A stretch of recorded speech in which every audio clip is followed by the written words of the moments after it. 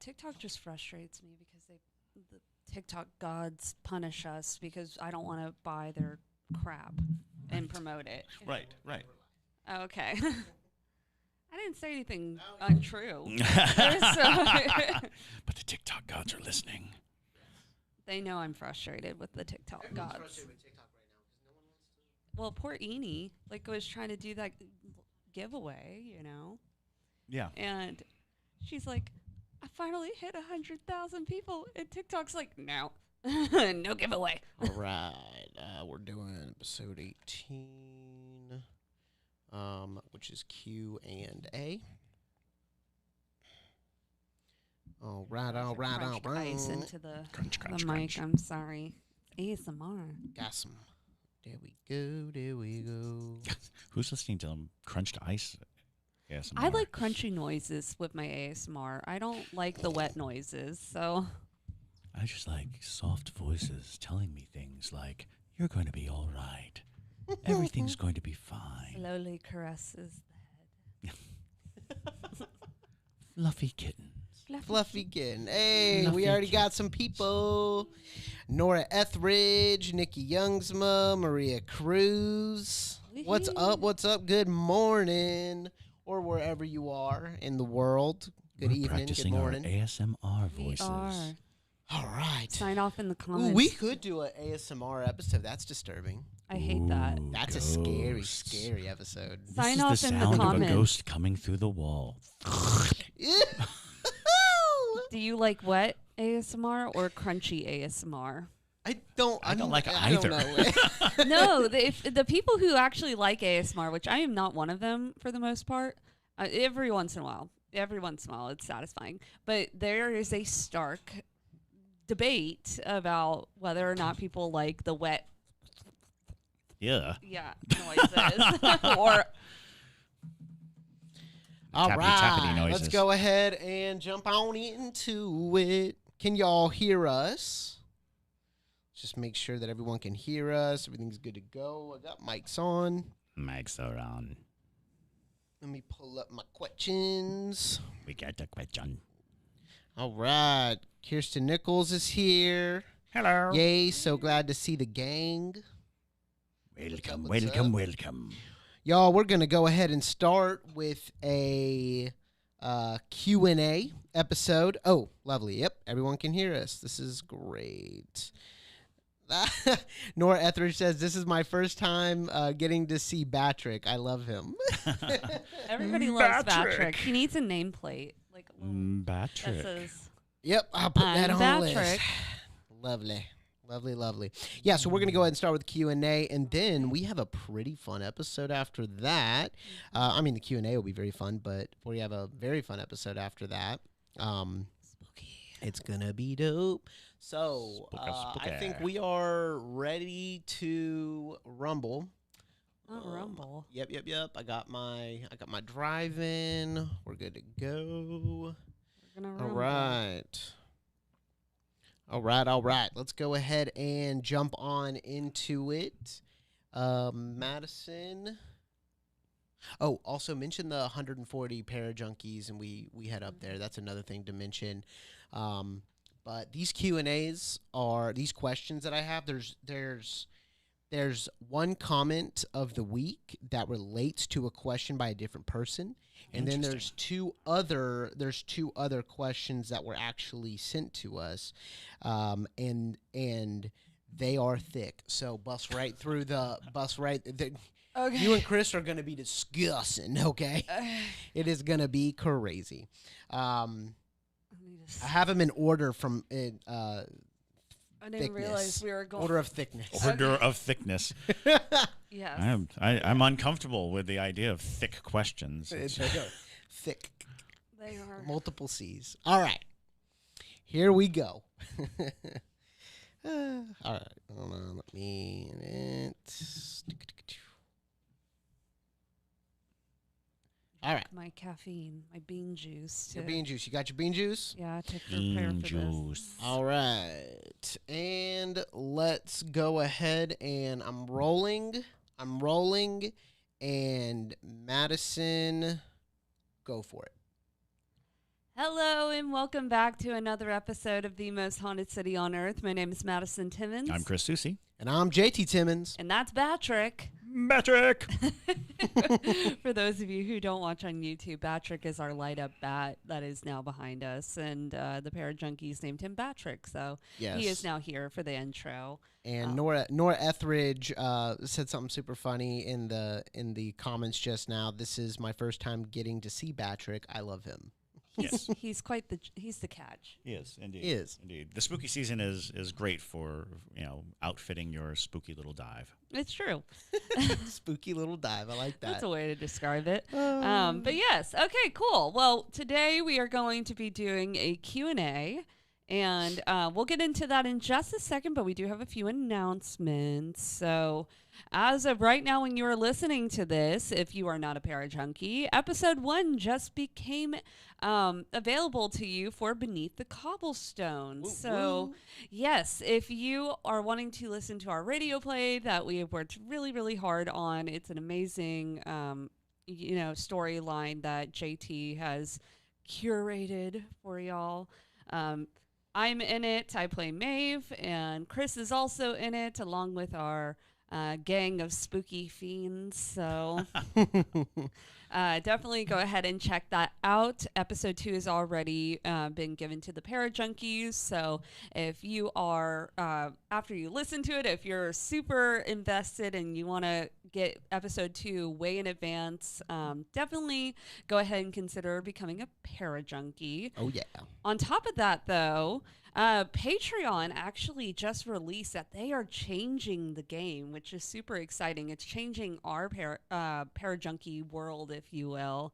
They're adding like a ton of different stuff. They're adding live streams. They're adding group chats. They're adding feeds. Eventually, I don't know when it's going to become public, but eventually you'll be able to follow us on there and follow our feed even without being a paid patron, which is super exciting. So definitely keep an eye out and an ear out for when changes like that happen. We've already put into effect group chats for the Parajunkies, and they've already been loving it. So definitely keep an ear out, because there's going to be some pretty exciting stuff happening over on our Patreon. And speaking of Parajunkies, we do have a few new Parajunkies to thank as well. So Elle Doherty, we want to thank them, Mimi, Kirsten Nichols, Laura Sleeper, and Sky J. So thank you guys so much for becoming Parajunkies. And if you are considering becoming a Parajunkie, now is a great time to do so, because when we hit 140 Parajunkies, we're going to be going to Waverly Hills. So that's super exciting. So if you want to see us go over there and do an investigation, which is one of the more notorious places in the South Midwest region of the United States, if you will. Kentucky's kind of in a weird spot. It's just central, just right there. It's right there. It's right there. So, yes, if you want to see us investigate Waverly Hills, definitely consider becoming a Parajunkie. We are so close to hitting 140.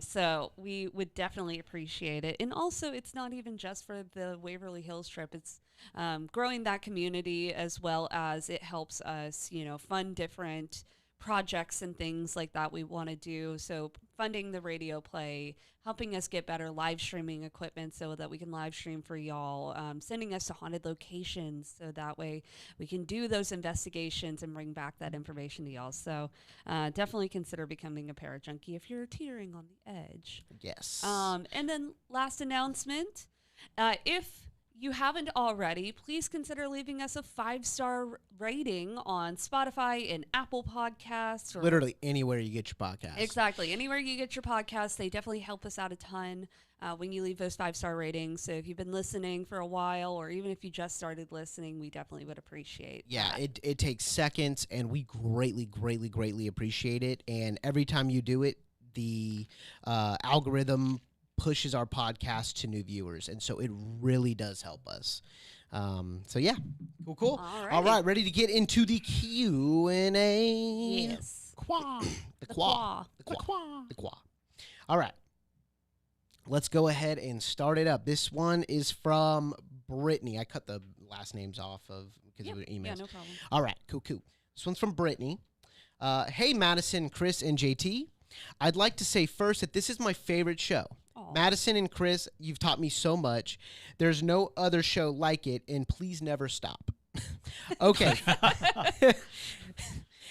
Okay, fangirling over. Here's my I question. love that. That's awesome. Okay, fangirling over. Here's my question. I've seen ghosts my whole life. Not like full entities, but they're definitely ghosts. Whenever I've seen spirits, it's almost always in the middle of the night when I can't sleep or just get up to pee or get water. I know I'm not alone here, so why do certain times like 3 a.m. have more paranormal occurrences? So, first off, it's interesting that a lot of times I actually tell people when they go on an investigation, go a little bit tired because your guards are a little bit down when you're sleepy.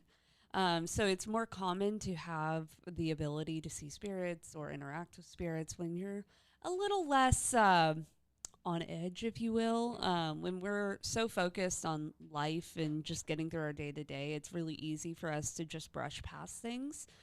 So it's not surprising that you always see them at night or things like that. But also, a lot of times it's, you'll have spirits that are more active at night because there's less going on.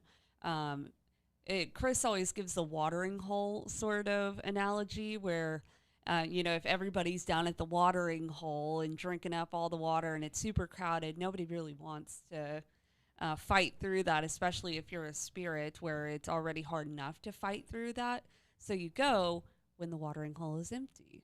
In a way, I'm sure I butchered your analogy. Well, no, but I mean that's the basics. You kind of keep in mind that we use a lot of psychic energy when we're awake, when we're busy, when we're doing things, and everybody's buzzing around.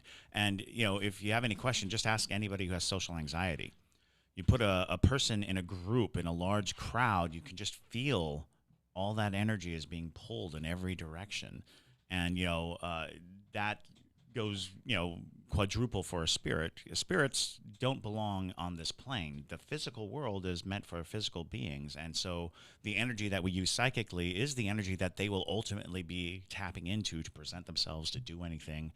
And when the vast majority of people are asleep, when they're not actively utilizing the energy of this plane, that's when the spirits get access to that energy and can show themselves. And that's why, like, if you have that broad daylight ghost, that's a powerful entity. It's not relying on the well being empty. It's shoulder to shoulder with the living, utilizing energy and presenting itself. So I always say that a daytime ghost is a powerful ghost, but ghosts at night generally have more power, more intent, and more ability. Absolutely. And also, it's not out of the realm of possibility that you're also seeing spirits during the day if you're seeing them that frequently at night. Mm-hmm. But you just might not be aware of it because people always get the misconception that spirits have to look like they're from the 1800s or, a vintage ghost, if you will. But sometimes they look like normal people and you just aren't privy to it. So... but that's an awesome question, and thank you for sending that in. For sure. All right. So this question is related to a comment by a different person because we're going to do the comment of the week, comment on YouTube of the week. And this is from Oksana Bonita 996. I saw the Hatman once when I was 6. I was fully awake, but I was in bed and supposed to be going to sleep. Bedroom door was open, a hallway light was on. I saw him glide across the linen closet door. He has dark black, tall hat, had the brimmed hat, and was holding/carrying an axe. Oh. As he glided along the wall and went into my mom's room that was next to mine. It scared me so badly. I immediately yelled out for my mom, who came into my room, didn't believe what I saw, and told me to go to bed. I did have a very traumatic childhood, so I'm not sure if there is a very Not sure if there is a link to there or not, but also saw regular shadow people in our basement all the time, along with other full body ghosts I saw in our backyard. Once during the day and another time at night. I've also had many. I've also had many paranormal experiences throughout my life. Always have been intrigued by the Hatman and am deep diving into trying to figure out why so many of us saw him as children. Great video, and that was on our Hatman video. Okay. Very, very, very popular Hatman video on YouTube. So I wanted to read that for the comment of the week because I thought it was very interesting. Do you want to discuss like the axe? I knew that Chris would react vocally to the axe. So I didn't know. That's a new one. Don't usually have props with the Hatman. It's something that's interesting, and when you go looking for the Hatman, when you start deep diving into the Hatman phenomena, something that is worth remembering is that for centuries, it was uncommon for men to walk around without hats. Hats were a common accoutrement. It wasn't until the mid-20th century that wearing a hat was, not the norm, that people didn't carry their hats around with them or wear them often. And a lot of that has to do with the fact that hats served multiple purposes. They created shade, for one thing. They kept your ridiculous hair from being ridiculous. So hats were a big part. So there are going to be spirits, naturally, that still have hats, still identify as, well, if I'm going around, I got to wear a hat. When I was in the Army, you had to wear a hat no matter what when you went outside. And when I got out of the Army, every time I took a step outside, I patted my pants looking for my hat because you just knew that the moment you stepped outside, your cover had to be on. So that kind of idea that, what you might have seen may not have been the Hatman in the absolute form that we are kind of noting the Hatman in his observing thing, because he had an axe. That's a new one on me. Mm-hmm. And that's very new. That would suggest that maybe what you were seeing was, depending on where you were living, a pioneer person, a farmer, somebody who lived there and worked there and carried an axe. But I'll go ahead and say I don't like ghosts with axes. I'm gonna go on record. I know it's controversial. I don't want my ghosts to have axes. Gliding ghosts, gliding with an axe. No, we're told not to run with scissors. Don't glide with axes. I think it's intriguing, and it's definitely going to go into my big book of Hatman sightings, because recently through this show we've gotten Hatman with a mouth, which is new to me, and a Hatman with eyes, red glowing eyes, also new to me, because I've been on and off really interested in Hatman for a long time, so it's interesting to see these developments and the idea that there's some kind of entity that we are seeing more and more instances of. And then, of course, you're asking about children. Children are highly susceptible to seeing ghosts because they have not been programmed to not see ghosts. They have not been programmed to dismiss. There comes a moment in growing up when you get to turn off a lot of it. And it's usually through pressure. It's usually through, there's nothing under the bed. There's nothing in the closet. The parent coming into the room and reinforcing the idea that there are no scary creatures and no scary monsters. And once you accept it, those monsters lose a lot of access to you. They lose the ability to imprint in your mind because you have successfully closed the door. That's why, and we've talked about it before, people who have traumatic events, they're often getting jostled in such a way that the door that they closed opens. The ability to go up and down the dial on the radio station, alters. And that is kind of significant in the idea of how our reality is a consensus. how we got together and said, you know what? No ghosts. Boom. We'll just that's the reality, and that's what we do. We all agree, and everybody's like, yeah, I hate ghosts. Let's no ghosts. And some people didn't get the memo. Right. I didn't get the memo. And there are just natural proclivities that allow you to witness and see, and being young and being open, and children are like huge beacons, just shining bright lights, and spirits really, really, really want to be close to that light. That's true. And yes, there are absolutely monsters under the bed and in the closet. They're there. They're there. Thank you, honey. Yeah. Spoilers. Yeah, you're welcome. So in the chat real fast, My Killer Podcast is here. Oh, cool. Hello. Hello. Yep. And My Killer Podcast says, "Oh wow, I caught it live. Nice. Love the show." So yeah, we gotta check out My Killer Podcast, huh? Yeah, absolutely. We'll listen to it today. And Maria Cruz said, I love how Chris is just a walking encyclopedia of knowledge on so many things. I learn so much every time I listen." That's for real. Thanks. Yeah, seriously. Maria's the bomb. All right. So that relates to a question that we got. I've seen the Hat Man hundreds of times. Oh. Hundreds. Hundreds. Oh, okay. Hundreds. Yes, this is Flagrant Rhymes 0909. I've seen the Hat Man hundreds of times. I also see shadow figures that were definitely not Hat Man. My question is, who or what is the Hat Man, and how does he differ from other shadow people? Do you think he's the leader of the shadow people, or not related to them at all? That's a really good question. I mean, it's really well phrased, because I don't know if we've touched upon it enough. We don't know. That's the big one, is we don't really know what the Hat Man is, but there is theories and prevailing theories, because in many cases of the Hat Man, he seems to be a watcher. He seems to be just lurking, and so much so that there are variations on the Hat Man. The Hat Man outside, the Hat Man outside the window, the Hat Man outside the door frame. Right. And then once he's past the threshold of your door, he seems to get a little more menacing. But that then begins to question, well, is that the Hat Man? Is that just an ominous spirit that has that form?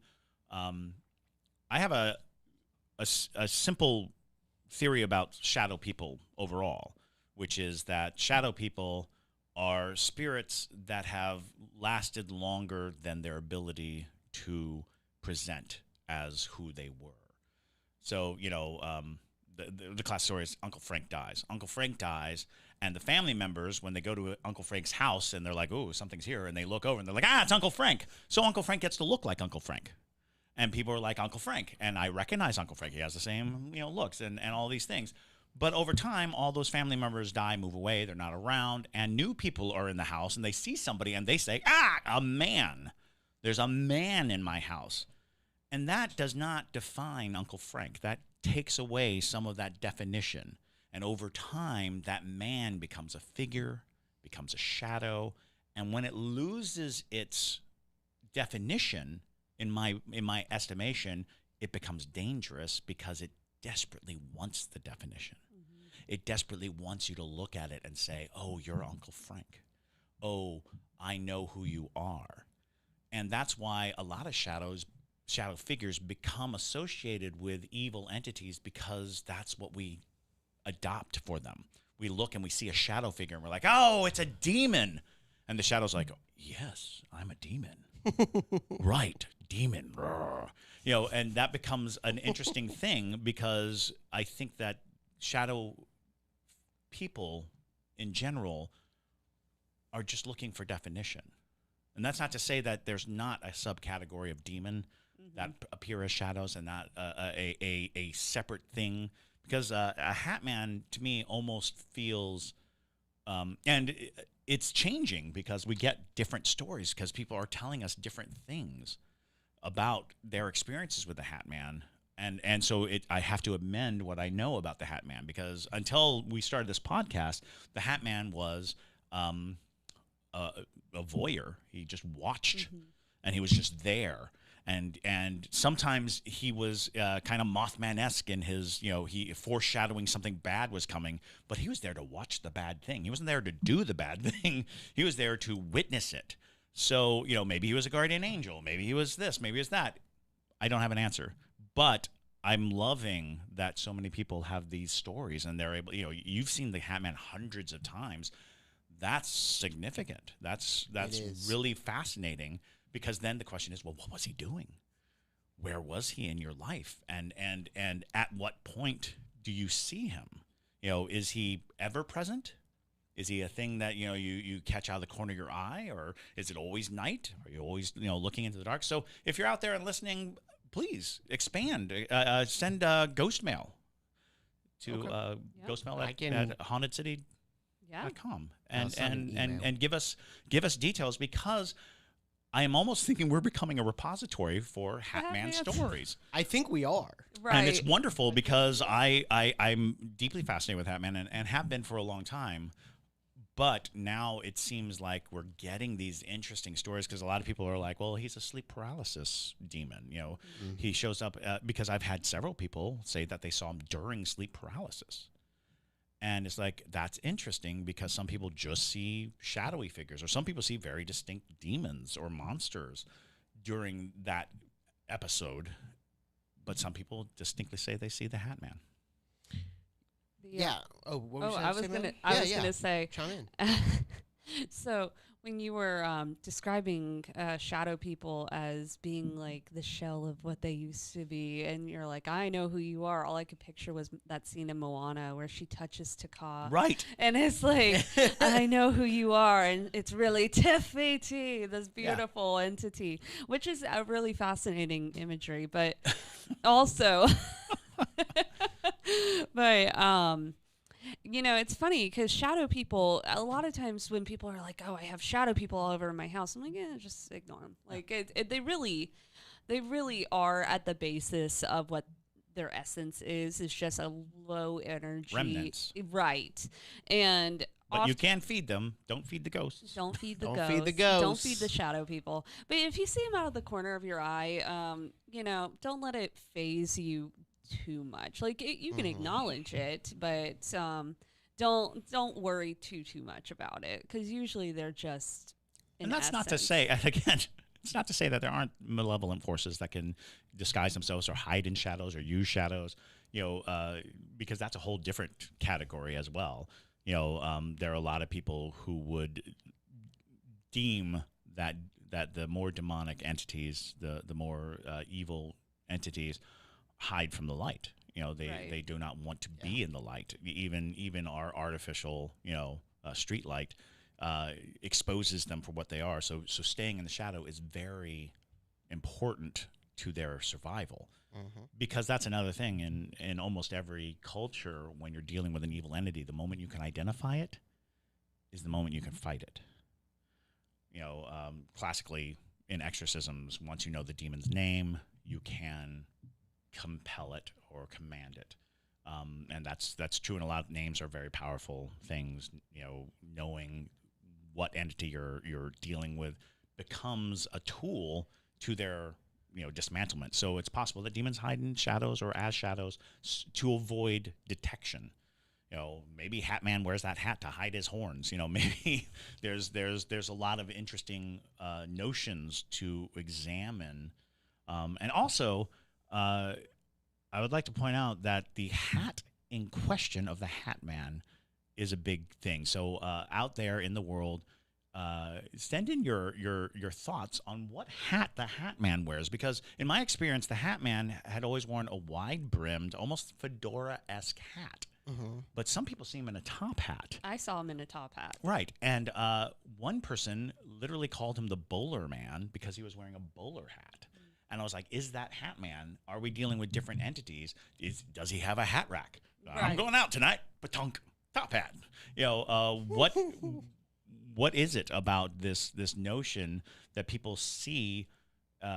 Because the bowler hat man, I didn't even think of as a hat man until much later, when I was like, my friend actually did see this entity, and the only descriptive point was that he was wearing a bowler hat. All right. So we, as y'all were discussing the Hatman, we got a ton of comments and questions, actually.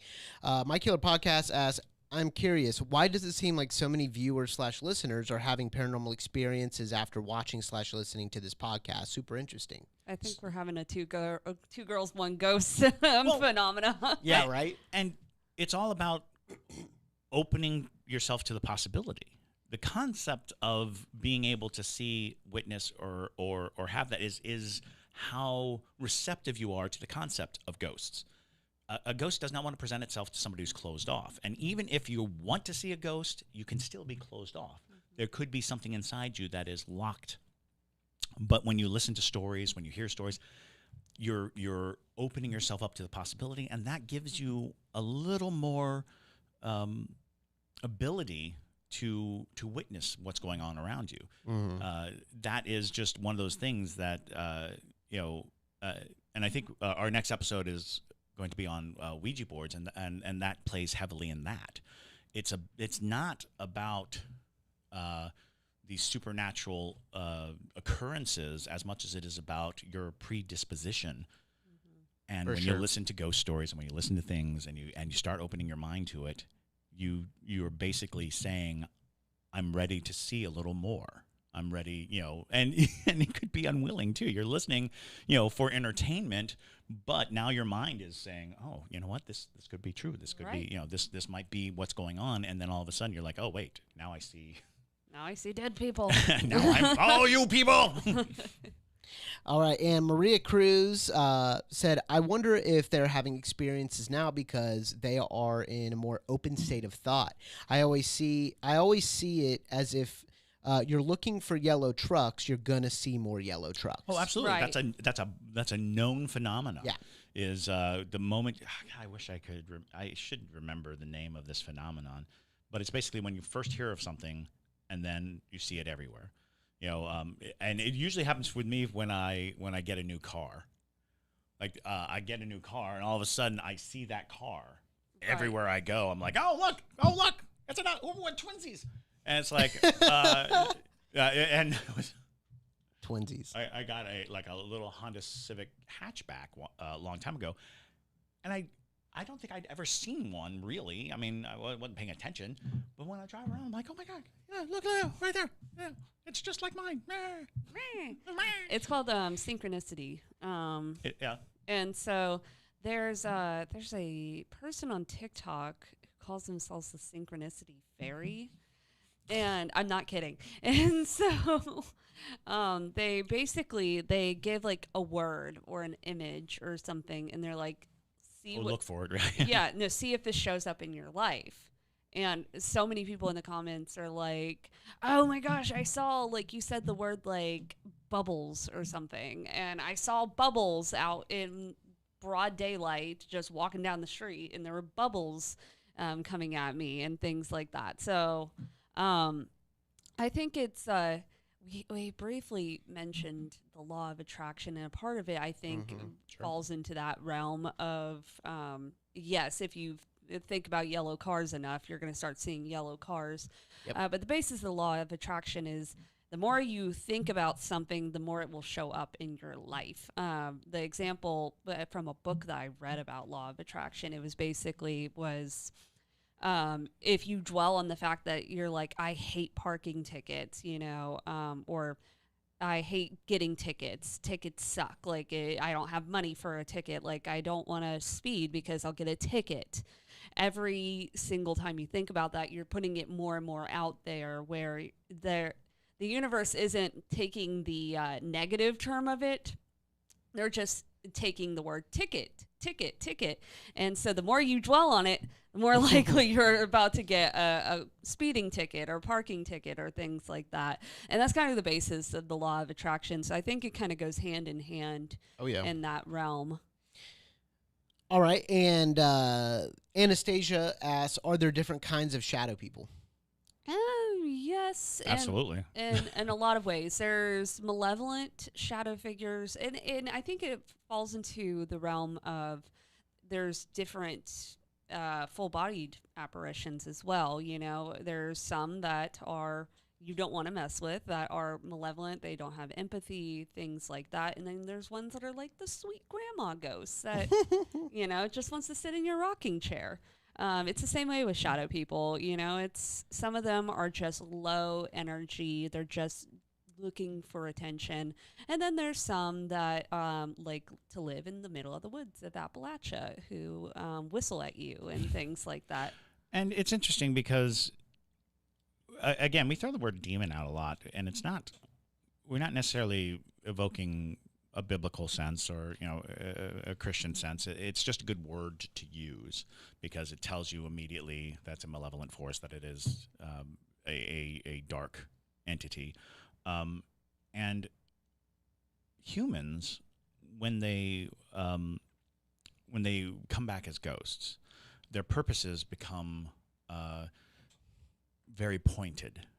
And oftentimes when a human spirit loses sight of all other things but a single desire, even if it was a good desire, even if it was, I want to make sure my family's safe, if it becomes the sole defining thing about them, then they lose empathy, sympathy, they lose all other attributes that made them human.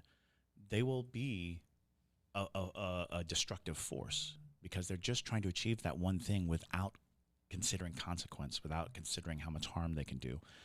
And that becomes a demonic element. And I think that's something that we oftentimes forget, is that we all have capacity for good and evil. And really it just comes down to whether or not we are caring and tending towards other people or not.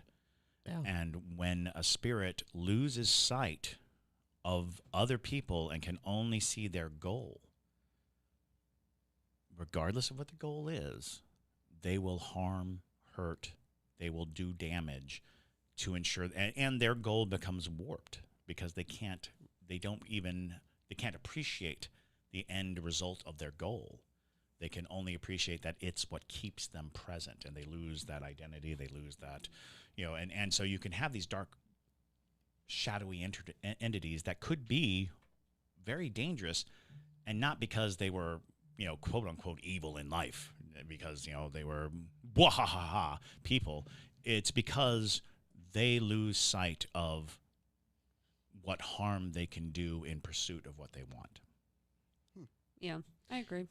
And but the shadow people I refer to in Appalachia, they're just non-human. I don't think they're ever human. Yeah, because that's another thing, is you got non-human entities which oftentimes don't have form. Right. You know, so shadow makes perfect sense for them. You know, they are just occupying the space where there is no light. Yeah, and they, if you ever experience one, they suck the energy out of the air around you. It is so annoying. And if you are a parajunkie, go back and watch our investigation from Helen's Bridge in Asheville, because there was one that I kept seeing around the bridge and then through the spirit box. And still to this day, every once in a while, this comes through where I will hear this very particular whistle at me come through the spirit box. And a part of me wonders if that thing didn't absolutely attach a little bit. But yeah, I've heard stories of that whistle, the whistle that follows people. You know, you hear it once, and then for the rest of your life, you hear it. Yeah, it's very distinct too. This is weird because Maria Cruz actually just commented, "It's so weird you bring up whistling spirits. The past few weeks, when I take my dog out at night, I hear whistling. We live in the middle of the woods. It's always so eerie." Don't look back. Do I not know. acknowledge. Do not engage. Yeah. That is all I can. The only advice I can give you: don't look at it. Don't acknowledge it. Don't respond to it. Maria's been a parajunkie and listener for a while, so she's armed with the information. Oh yeah, no, I just reiterate. She knows our things. prescriptions for such things. I just reiterate things. Do not engage. Yep. And Jordy Francis said, "Yes, I caught it live." Woo. And then Ashley Werner actually has an interesting story. My boyfriend didn't believe in ghosts until we visited Savannah. He's had 2 paranormal experiences this summer, including seeing a ghost seagull while driving home listening to the podcast. A ghost seagull. That's an interesting story. Well, and that's funny to hear that he had paranormal experiences, because when I gave them a tour, you could tell he was very he was like, how is that possible? So that's interesting to hear that he's starting to become a believer, and and have him send us the ghost seagull story, because I'm very intrigued. Yeah, I'm intrigued. Yeah. because a seagull actually has a lot of interesting connotations.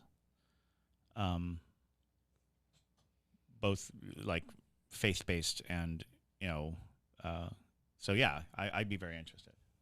Tell us more about the ghost seagull. Tell us more. Parajunkie President Ashley Werner. Send in your ghost mail. All right, here we go. This is the last one, and then we are going to have another episode, y'all, so just, hold tight. But let's see. So we got Jamal sent in, hey, guys, I really enjoy your show. After listening to your ghost hunting episode a while back, I decided to get into it. Nice. It's always been a special interest of mine. I notice that I catch more orbs, shadows, and unexplained creepiness on my iPhone. I'm getting a REM pod for Christmas, and I'm also hoping to get the Ovilus 5 soon once it's back in stock. With technology advancing every day, my question is, what role might technology play in the future of paranormal investigations? I think that's a great question, Jamal. Appreciate it. So I always have a hard time discussing paranormal tinkering inventions and stuff because my brain does not comprehend fully how all these things operate, and so I am by no means any form of an engineer, but I think technology is definitely going to play a big hand in things. I mean, you're already seeing it with the ghost tube goggle things, the VR goggles, with the AI imagery. You're seeing it, with all sorts of new little inventions, people tinkering things in ways to try to get the most activity. But I do find that it is important to remember that sometimes the most simple tools are the best for an investigation. The Paranormal Society actually recently did an investigation where they utilized a balloon, and I'm like, that's genius. It's like Lightweight, it's easy to move. Exactly. When you're dealing with paranormal, and especially when we start to get more spirits eventually, people will pass, and there will be more spirits that are familiar with technology, but you got to think about it in the scheme of things. Technology is a fairly recent advancement in human history.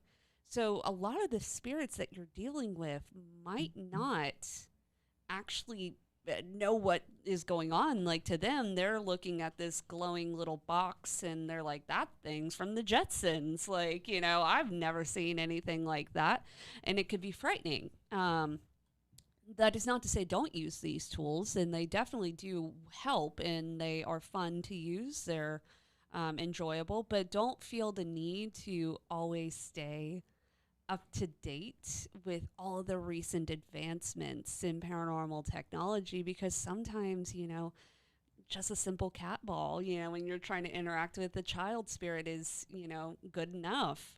Flashlights even are excellent tools. We've had some good success even in like the Graveface Museum with, having a spirit turn a flashlight up brighter or dim it a little bit to use yes and no type questions. So I'm not, knocking the the advancements, but I think a lot of these people are also trying to cash in on the industry of the paranormal. Yeah, it's interesting because a lot of the technology now just kind of helps augment the experience. It helps give focus, and the thing to remember is 200 years ago people could not imagine transmitting a voice through the air.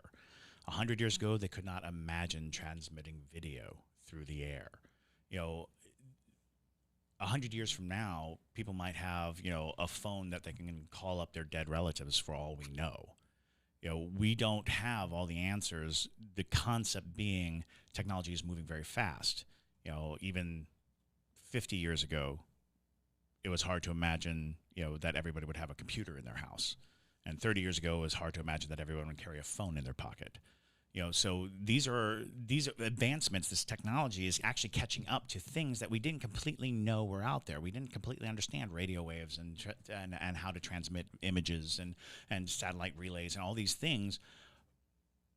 There's probably a lot that we don't know, and that technology will show us. And then it will seem like we were all just silly, superstitious people. It's like you thought this was ghosts when in fact it was just, the fact that, this planet is a way station for the next. And we can talk to the next if we really wanted to. We just, didn't have the technology. So keep that in mind, that I am always going to be more about experience than tech. But, man, the tech is fun. So, it is. It is. It's fun. I love it. I love using it. And ghost hunting can be very boring. Ghost hunting, more times than not, you're just sitting and you're thinking, this place, doesn't have anything going on. And that's just the nature of it. We are actually not necessarily meant to see and experience ghosts, technically. There are examples of people who are supposed to be our conduits, and the rest of us, we're just plugging away. So I think that don't get so enamored by your equipment that you forget that it's about an experience. Mm-hmm. But not to say don't have fun with it. Yeah, it's fun. I'm never going to say don't use equipment, because it does. It adds a whole new layer of intrigue and fun and excitement. Right. I will say, though, iPhones, burst mode, fantastic for ghost hunting. Mm-hmm. And I will always be the first to tell guests that I take on tours and things like that. I'm like, take photos of your burst mode, because in the past, all we had were, digital cameras where you just snap that one little shot to that moment. But now you have burst mode where you can catch a million little photos in 1 second, and you can go through them and sort through things, and you might catch things that you in the past wouldn't have caught. And phones don't have psychology. I mean, equipment doesn't have psychology, so it's not weeding out things. Our psychology will oftentimes keep us from seeing something that we don't want to see. It's like, nope, that isn't there. And that's pretty impressive. But, that's why photographic evidence is so good, is that the equipment is not shying away from what's there. Right.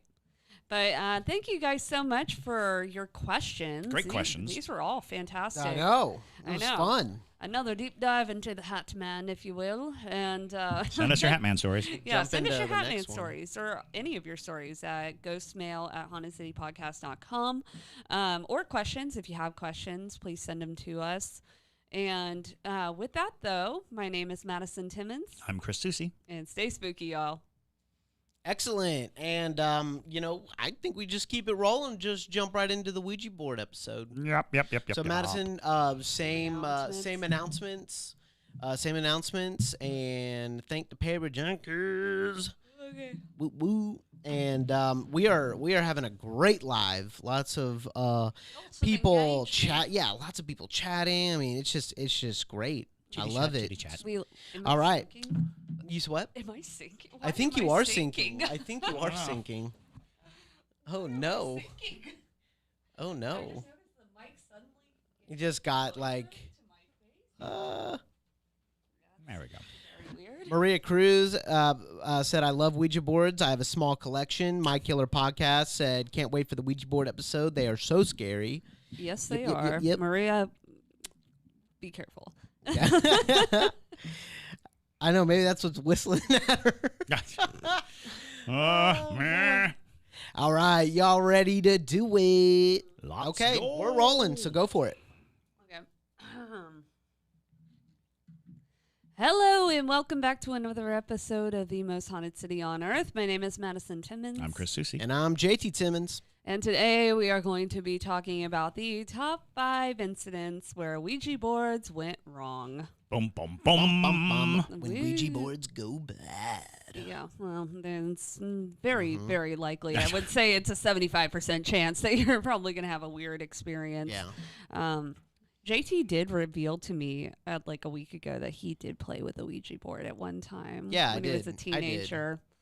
I did. He broke a cardinal rule of this podcast. Well, but this is way before the podcast. Before I even knew you. Let's I face was a teen. It happens. It happens. Yeah, I was a teen. It was me and my boy Stephen Wayne and some girls. It says we were right on the talking box, good for ages 8 and up. Yeah, I mean, come exactly. on. You know, Exactly. Right. Milton Bradley put it out. So, Yeah, and so it was 4 of us, and we were sitting at a kitchen table in Pooler, I believe, actually, at an apartment, at one of his friends' apartment, and we just pulled it out and started playing with it, and we got some everyone was like, "Wait, are you moving it? Wait, no, you're moving it. that's how it Stop always moving it." goes. And everyone was denying moving it, but it was going to intelligible words and letters. I wonder if Steve Wayne remembers, but anyway, I think it. Yeah, you know what? Ashley Werner just said I played with one as a teen as well. JT, thanks, Ashley. Exactly. It's okay. Well, I didn't never play with one. knock it off. I did. Well, you were a Ouija board. Yeah. Well, I did. Yeah, you are. I did you are a candle Ouija board. divination when I was a teenager. Yo. So yeah, down on Ouija boards. Skip right over the board and go straight to the source. Yeah. So Ashley Werner said, Ouija boards are a hard no for me. Ellen Etheridge said, I've always thought the concept of Ouija boards was interesting, but after listening to y'all and Two Girls, One Ghost, I'll never try one. Too scary. Lauren Brusniak said, I had one that kept coming back even after throwing it away multiple times. I have a story of that as well. What the heck? That happens. That is not sometimes. abnormal. Oh, no. Oh yeah. Melissa Ducati said, I certainly was summoning shenanigans at 8. Shenanigans. Oh my gosh, that's so funny. Oh my gosh. Nikki Youngsma said, I did 2 Ashley sleepover with a bunch of friends. Y'all were out here summoning Captain Howdy. Yeah, what that's so funny. Oh my gosh. All right. So, Maddie, we just have a couple super quick announcements. Okay. Yeah. I would say just first off, if you have not rated us 5 stars, stop this and please rate us 5 stars on whatever you're listening to, because it helps so much. Unless you're driving. If you're driving, don't stop to rate us. Listen and rate us when you get to a safe Yes, place. and set a reminder. Yeah. Yes, there you go. Yeah. But yes, please go ahead and rate us 5 stars wherever you get your podcasts. They help us out a ton. Yes. Also, episode 1 of Beneath the Cobblestone is out now for the public. The Parajunkies have already had it, and they already have episode 2 as well when you're listening to this. So if you listen to episode 1 and you love it so much, then consider becoming a Parajunkie over on Patreon. So you can get episode 2 right now because it's going to be a while before the public gets it. Oh, yeah. We have fun chats on Patreon now, too. Yes. They redesigned Patreon, and it's beautiful, and I love it. Yes. I love it. Patreon's doing some super awesome stuff. They're completely redesigning it so that pretty much creators and their listeners or their followers can all engage in one spot instead of being spread out amongst a bunch of different platforms. So no need for Discord or anything like that anymore, which is super cool. And there's eventually going to be feeds where you don't even have to pay to be a part of Patreon to see some of those feeds, but there will be aspects that will be reserved only for Parajunkies. I mean, 95% of it will be reserved for only Parajunkies. Exactly. But yeah, so in the future, though, definitely consider setting up a Patreon account so that way you can engage with us in that way as well, because we're definitely going to be making a lot of exclusive content. One for the Parajunkies that will be paid, but also for, just so people can engage with us on that platform, because we're definitely enjoying this. Putting all our content under one umbrella would be nice. Yeah, exactly. It's so often you're like, well, go over there and listen to this and go over there to watch this and do this. So Yeah. yeah. Exactly. As a podcast and as a brand, we are heavily investing into Patreon because we believe where they are going and they make a lot of sense. yeah. They make the most sense. Yeah, the owner made a video about all the new updates, so we'll link that below. Just because it's he goes into it explaining everything It's that they're going to be crazy. doing. It's really crazy. awesome.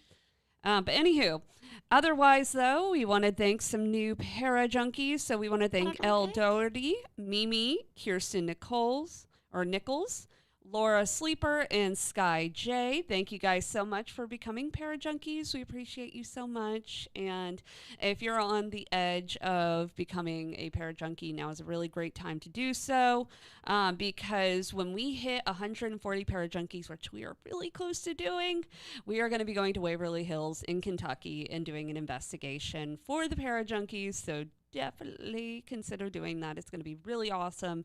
A very haunted location, very active, and we're excited to do that eventually. So now is a great time to be a Parajunkie, so that when spooky season of October is over and we start getting assaulted by all the Christmas and wintry decor and baked goods, then we will still have our spooky moments. Spooky.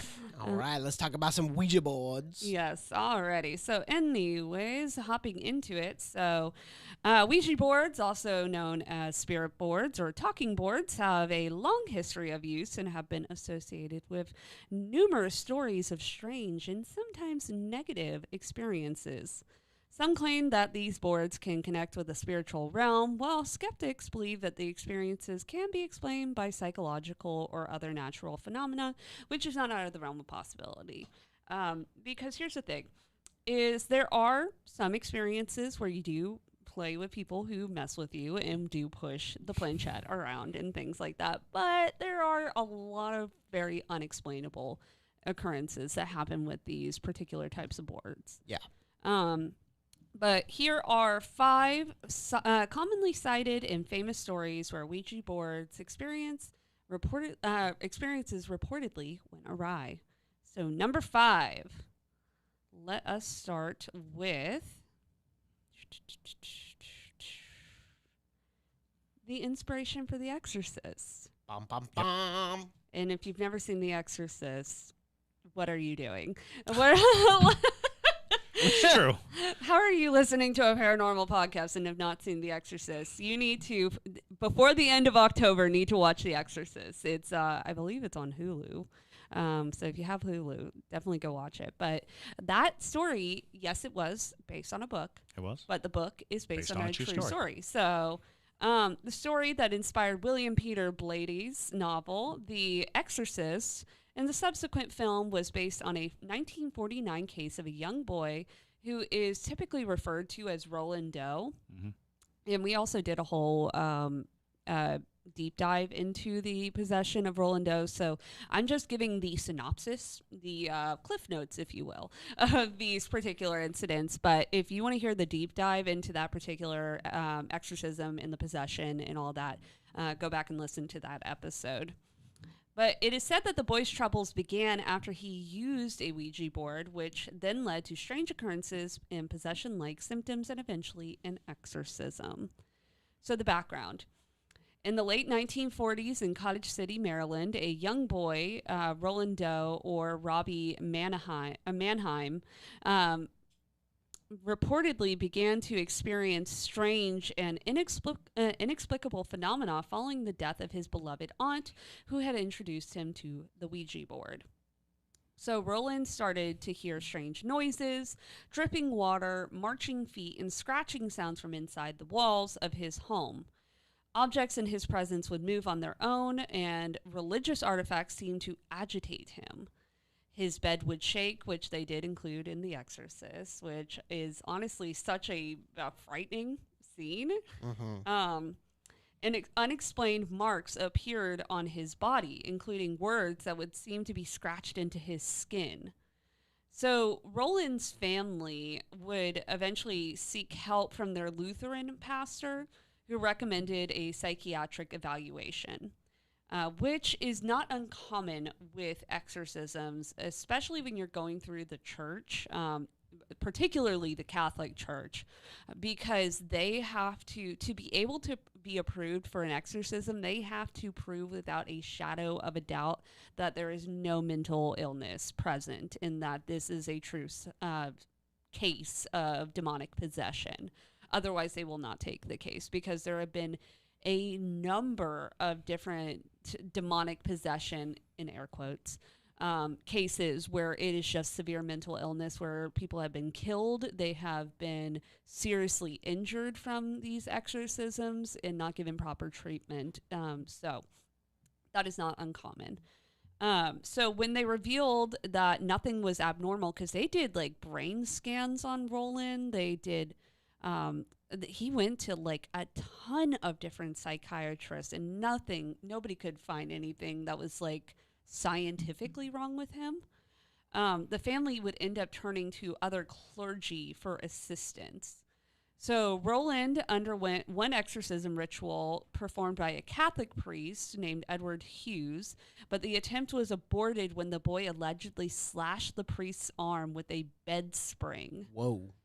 So then the family traveled to St. Louis, Missouri, where they sought the assistance of several Jesuit priests, including Father William Bowdern and Father Walter Halloran, and multiple exorcism sessions were held over several weeks. During these sessions, priests reported witnessing objects flying off shelves, the boy speaking in tongues, his aversion to sacred objects, and more words appearing in red on his skin.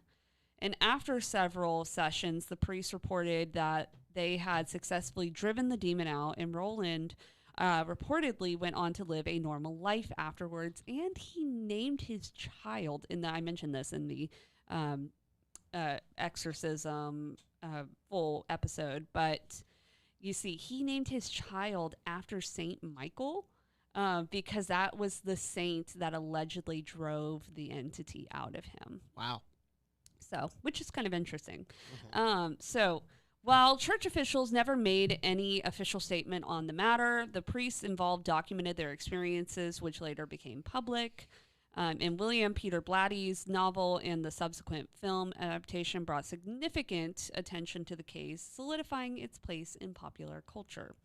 And Roland Doe case remains one of the most well-known alleged demonic possession events, in large part due to its influence on pop culture through The Exorcist. So don't play with Captain Howdy, which is, I don't know where they got that name, because that's nothing to do with the Roland Doe case. But the reason why he originally brought out the Ouija board was because he was trying to contact his aunt, which happens a lot with these cases, is that your beloved family member passes away, and people who are grieving, they are oftentimes looking for any way to get one last conversation with their loved ones. And so, unfortunately, when they're given these tools, such as Ouija boards, where they believe that this is like a telephone to the other side, darker entities take advantage of that trauma and also their vulnerability in those moments. So it's not uncommon at all, in the slightest bit. And if you've ever been around somebody who is grieving, people can go through really drastic and obsessive type behaviors. And we had mentioned before that being open to a supernatural experience can easily make you a target. Right. And it's so desperately trying to reach out and find a spirit does, just light up an area. And the biggest and strongest entities are going to come, and they're going to get there first because they were stronger. And they're going to hold on the tightest because they're stronger. And that is the problem with a Ouija board, is that the moment you touch it, you're saying, hey, I'm open. I'm ready to receive, word from the other side, influence from the other side.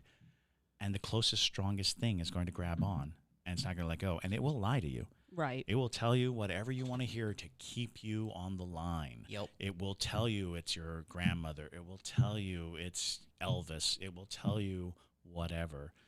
and because it keeps you engaged and it keeps you coming back to it. And that is such a common story because grief amplifies our sensitivity to, well, anything really, any stimulus. Grief amplifies it. And so, being of grief, it's not necessarily even the board as much as it is your intent and your deep desire to engage. And that's also another thing is you hear a lot of these Ouija boards, and a lot of the Ouija boards that go wrong deal with younger people. The fact that they're young, and we've talked about children being beacons to spirits to begin with. And then you add this element of I'm going through a ritual, which is what you're doing with a Ouija board. It's a ritual in which I am adhering to certain rules, and all those guidelines become very solidified for spiritual interaction because the Ouija board entered into public consciousness as this devil board, witch board. It is this thing that means that there is a line of thought solidified by society that this is a tool for this purpose. Which came first? The idea that this is what happens, or it happening?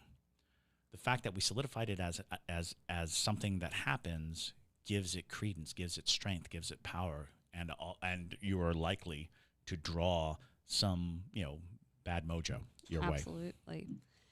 So the next one is referred to as the possession in Mexico. Ooh. Mm-hmm.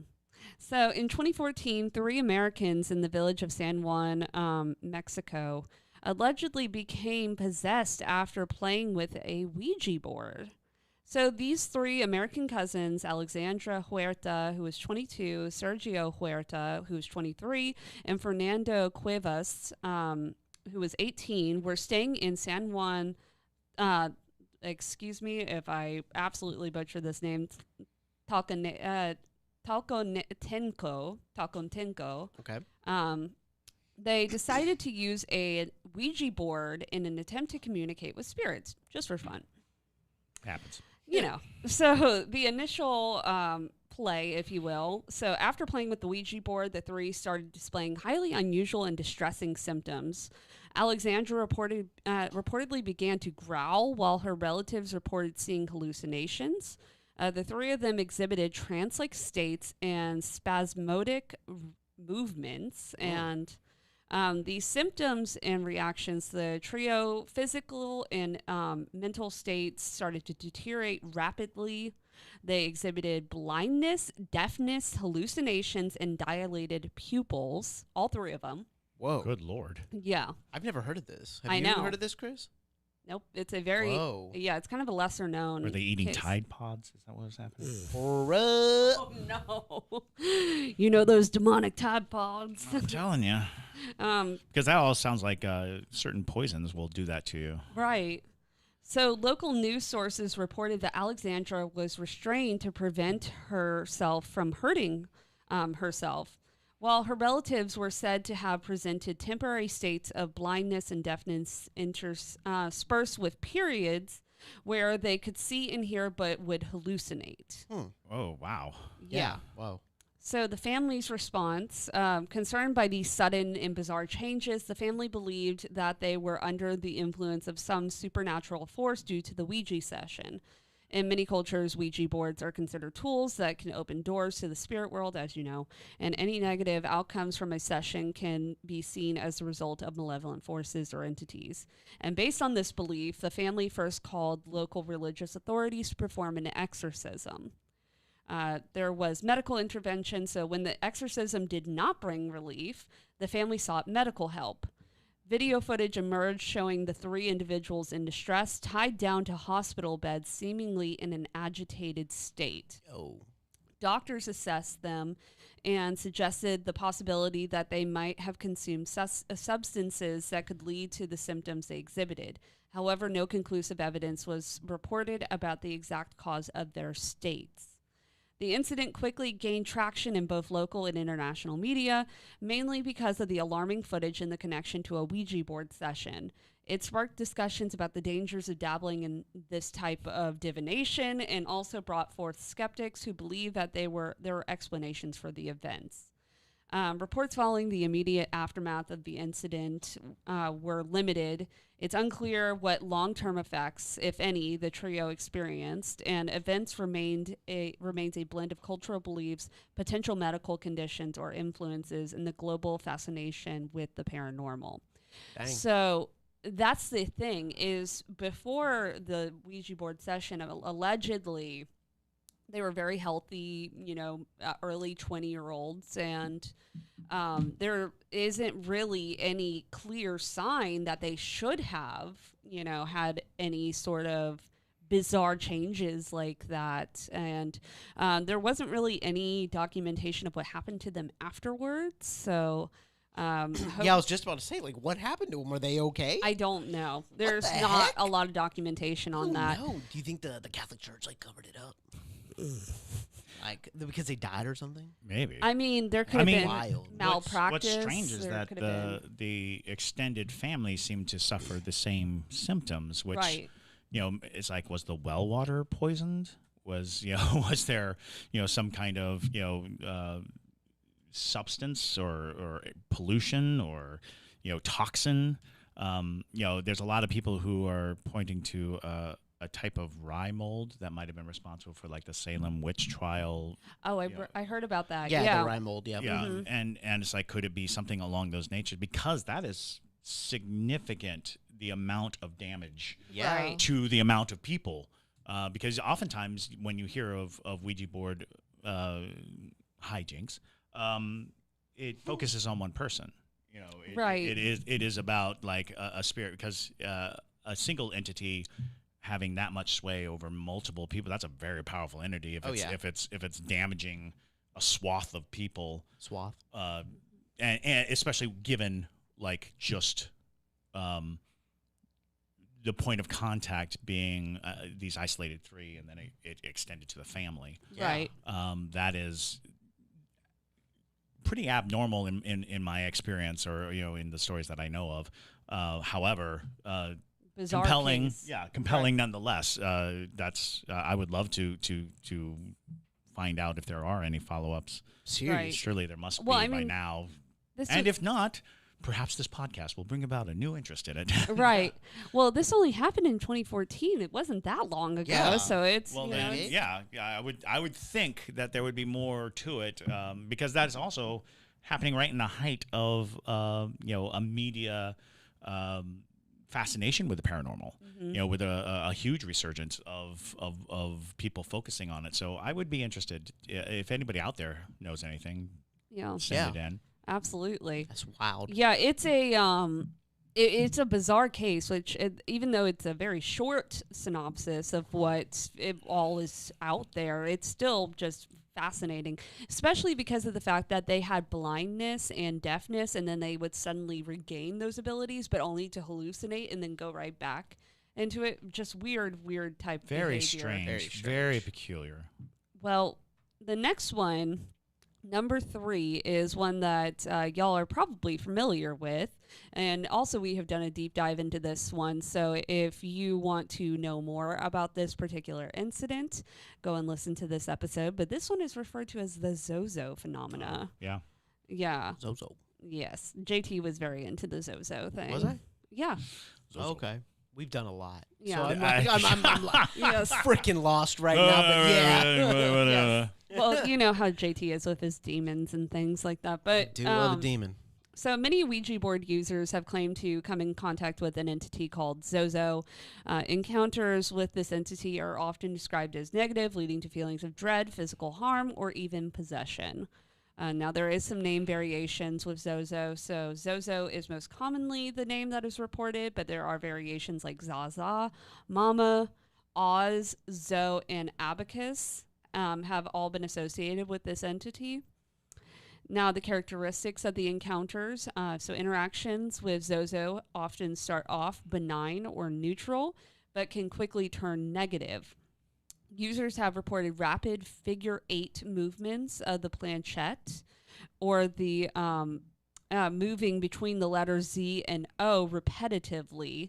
Others mention receiving threatening messages, experiencing bad luck after the encounter, or feeling a dark presence. Now, I'm going to list you some of the encounters that people have had with Zozo. So the first one is the Darren Evans encounter. So one of the most publicized stories about Zozo comes from Darren Evans, who has recounted his experience in various media outlets and on his blog. And according to Evans, his first contact with Zozo occurred in 2008 when using a Ouija board. The interaction started innocuously but grew increasingly menacing. Evans claims that Zozo tormented his family, caused physical harm, and even predicted the death of a family pet. Dang. Mm-hmm. And the alleged hauntings escalated to the point where he sought the help of religious leaders and paranormal experts. There is also the I Am Zozo film. And based on reported... I Am Zozo film? Yeah. Well, the film is called I Am Zozo. Oh. Yeah. Okay. Based on reported real events, this 2012 horror film centers around a group of friends who encounter Zozo during a Ouija board session on Halloween night. And as the story unfolds, the entity's malevolent nature becomes evident, leading to terrifying events. There's also a slew of internet forums and things like that that have people's encounters. Many individuals have taken to online platforms to share their personal experiences with Zozo. Common threads in these accounts include the rapid movement of the planchette spelling out Z-O-Z-O, a shift in the atmosphere once Zozo identifies itself, and subsequent misfortunes or negative experiences after the session. And then the last one is Rose's story. And shared on a paranormal forum, a woman named Rose recounted her daughter's encounter with Zozo after using a Ouija board. Her daughter became increasingly withdrawn and began to exhibit unusual behavior. One night, Rose found her daughter scribbling the name Zozo repeatedly in a notebook, and the daughter had no memory of doing this and exhibited behavior changes and health issues for weeks afterwards. Wow. So, a frequent theme in Zozo's stories is that the entity's penchant for causing harm or predicting tragic events. For example, some users reported Zozo making threats against them or their loved ones or foreseeing accidents and illnesses. So that's really the big thing. And more than likely to me, what that sounds like is that Zozo, whatever that the real name might be, because I don't believe his actual name is that. I think that's the guise, if you will. It sounds like a demonic, and again, I'm using demonic as a catch-all term here, but a malevolent type entity that has claimed the Ouija board land, if you will. Sure. Because something that when you are looking into demonic type forces and things, they usually have jobs associated with each of them. So, you know, you've got different entities. You've got plague entities. You've got illness entities. You've got all sorts of different demons that do different things to cause mayhem, chaos, whatever it be. And it sounds like old Zozo here has said, I'm going to be the Ouija board demon.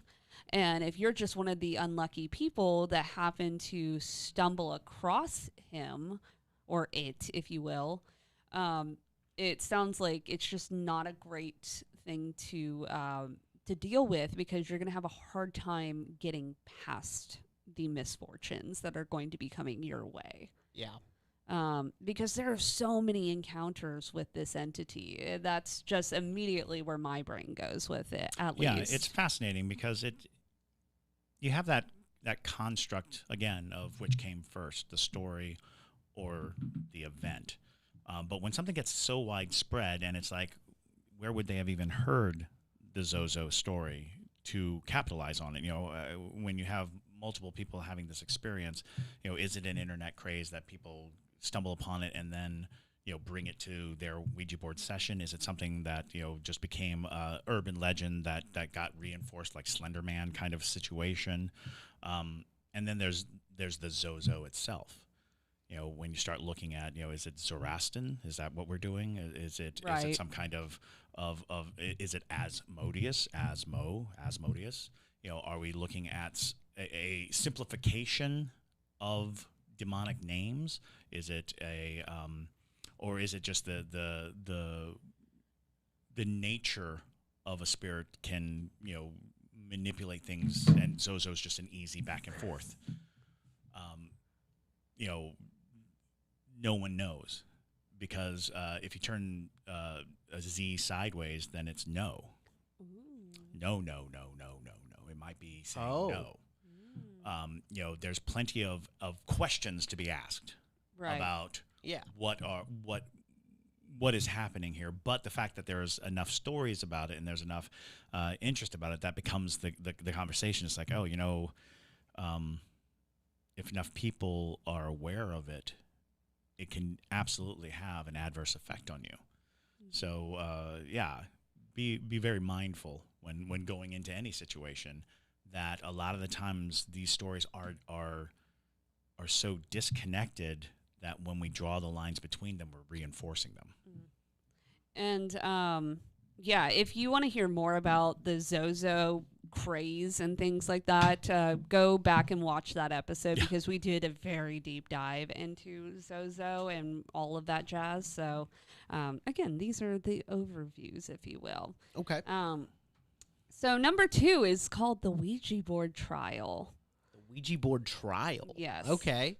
In 1994, Stephen Young was convicted of the double murder of a couple in the UK. So Stephen Young was an insurance broker and was charged with the 1993 murders of Harry and Nicola Fuller in Wadhurst, East Sussex. The Fullers were found shot to death in their cottage.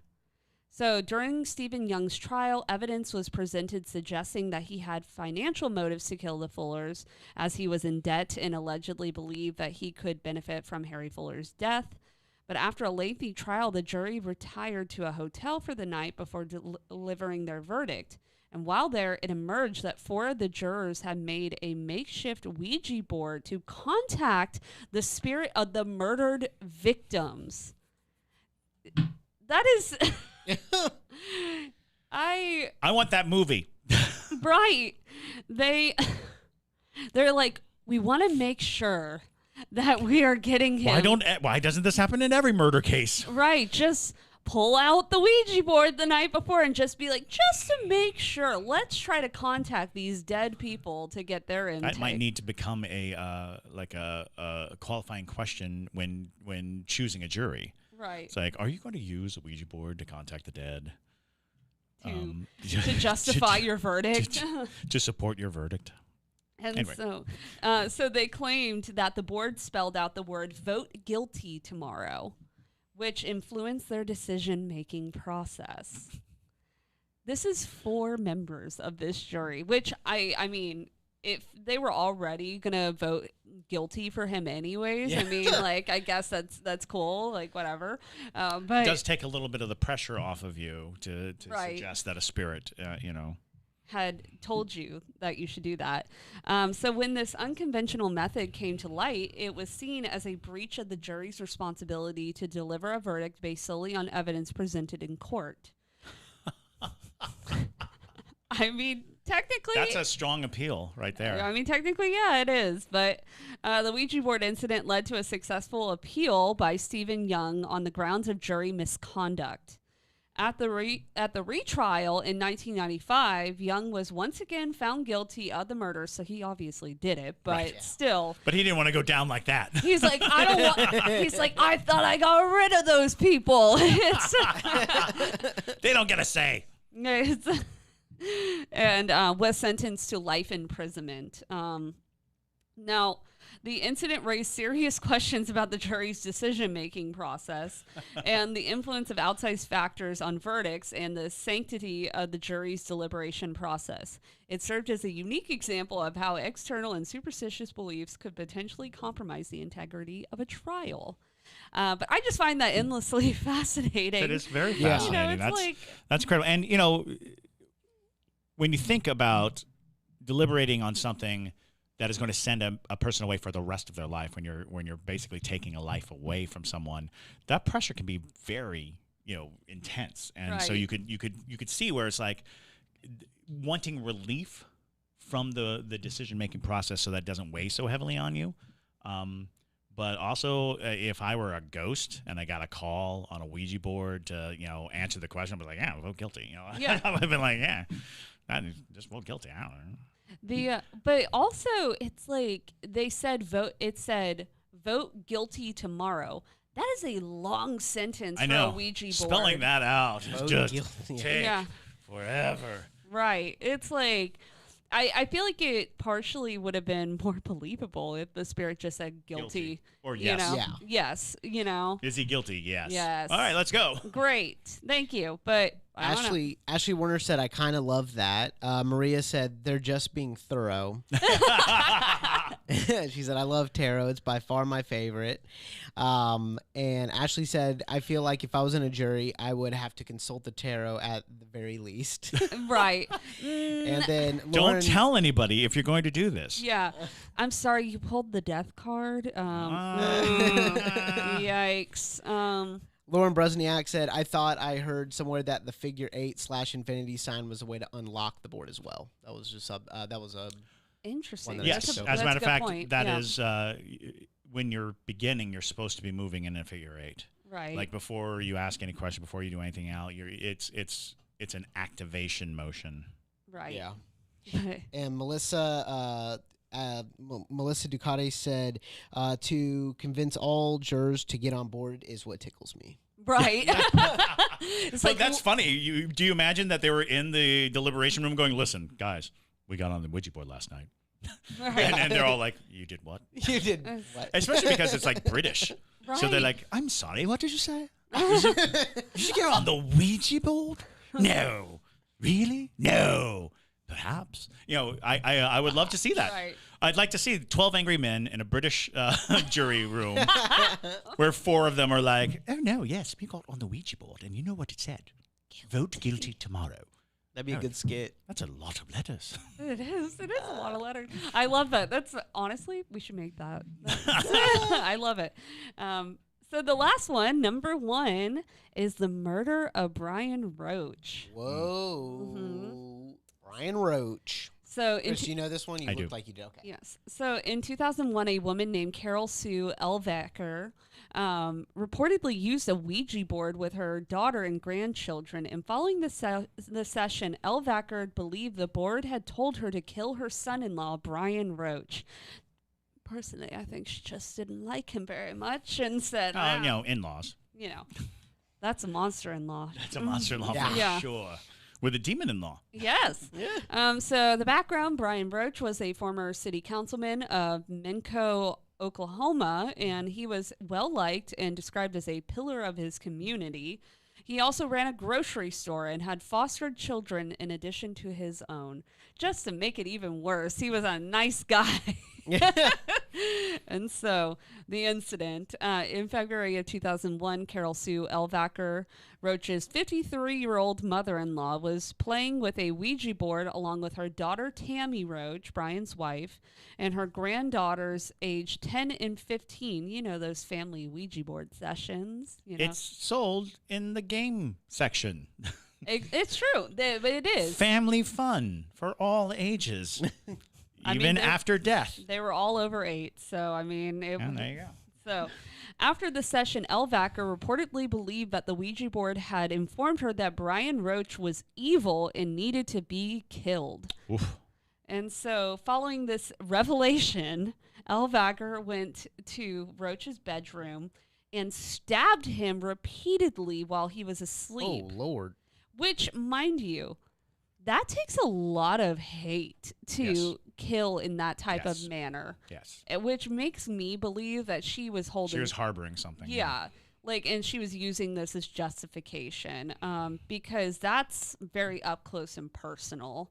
But anywho, so she ultimately killed him. And after the murder, she attempted to kill her daughter Tammy and her 2 granddaughters by stabbing them. She was unsuccessful though Tammy did sustain injuries. Elvacker then fled the scene and tried to end her own life by driving her car into a road sign. Oh, boy. When the car didn't crash as she intended, she left the vehicle and tried to jump into traffic in hopes of being hit, but was unsuccessful. Sounds like the demon was not on your side, Sue. Sue. Carol Sue. Don't do what the board tells you. Right. That's like number 1 rule. Don't listen to it. But anyways. So Carol Sue Elvacker was found not mentally competent to stand trial. What? Right. Sorry, that's terrible. Right. So she was diagnosed with dementia and other. Oh. She was 53 though. That's a little early for dementia, isn't it? There's all kinds of causes for dementia. Yeah. I guess. But other mental issues as well, which might have influenced her violent behavior that night. She was committed to a psychiatric facility, and the event stirred a lot of media attention and debate on the dangers or perceived dangers of dabbling into Ouija boards. Many, however, argue that it was Elvacker's pre-existing mental health condition rather than the Ouija board itself that led to the tragic event. And it's neither here nor there, in my opinion, because she could have been very mentally unstable, and it definitely sounds like she was mentally unwell. But it's not unheard of that people dabble in Ouija boards and get taken advantage of when they are in weakened mind states, especially if she is that depleted where, you know, she's open to trying to murder her entire family and then throw herself into traffic. So, and it's worth noting that there's no mention of the other family members witnessing the board writing out, you know, your son-in-law is evil, he has to be killed, which kind of tilts it into almost schizophrenia. That, you know, if she thought the board was talking to her and it was giving her commands, it does kind of fit closer in that realm.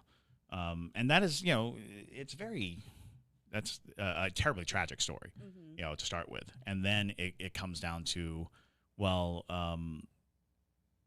what are the goals of the person utilizing these tools? Oftentimes grief drives people to it. Sometimes it's pure boredom that drives people to it. And sometimes it is some form of validation for dark thoughts. Yeah. Like you're having dark thoughts, you're having dark sensations, you're having dark feelings. You're going to turn to a tool that may give you the answer to your darkness, to your own personal darkness. You know, and then you can say it was the board and not you. Right. Just like Ronnie from Amityville Horror. Right. Yeah. It said the TV told him to do it. You know, it's and it happens. I've known several people with schizophrenia who have to draw very strong lines around. I had I'll call him a friend who believed that Tori Spelling from 90210 talked to him all the time through the TV, and he had to like come to grips with the notion that Tori Spelling was not talking to him. Right. But to him it was more like ignoring something very real. You know, something he did not have like a, you know, I know this isn't real. It was I'm going to ignore Tori Spelling. She's not speaking to me. Wow. Yeah, it's nevertheless, whether it is fully mental health, which obviously definitely not denying that is a part of that case. It's still a fascinating situation whenever that happens with Ouija boards and things like that. And I guess the best rule of thumb is if you do play with a Ouija board, which we are highly advising against. Please don't. If you do, though, don't do anything or listen to anything that it tells you, because that is not sound advice. And never do it alone. That is true. And a lot of people will say, don't do it alone because you're susceptible to possession. You're susceptible to, you know, influence. But the real truth of the matter is, if you do it alone, you don't have that one safety of believing the other person's pushing the planchette. Right. You know, if you're doing it alone, you don't have the ability to suggest that someone else might be messing with you. If you do it with other people, no matter what the message is, you could always reason out that one of the other people was forcing the planchette. If you're doing it alone, then you are more susceptible to believe whatever messages might come through. Yeah.